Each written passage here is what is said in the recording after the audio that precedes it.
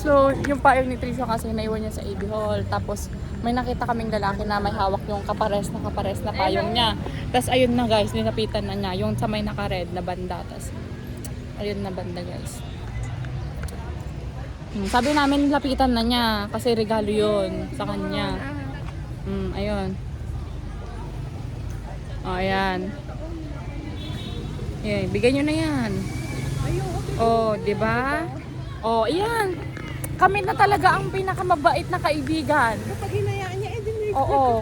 Kasi nga guys, nakikita na namin mismo sa harap namin na hawak-hawak ni Kuya. Tapos, na may ano na kami, nafe-feel na namin na sa kanya talaga yung payong na yon. Kasi, oh, di ba? Di ba? Tama kami, di ba? Kung hinayaan mo, edi wala. Kung hinayaan mo, edi wala ka na talagang ano dyan. Tingnan mo, nakatingin-tingin pa si Kuya sa atin. Lagyan mo na kaya. Dagdayan mo ng pangalan. Sabi niya rin naghanap daw siya. Oh, di ba? Oo, Ang galing-galing ko talaga, guys. feel ko din na pinapakita-kita niya. Di ba, JD? Kasi nung Nakainit!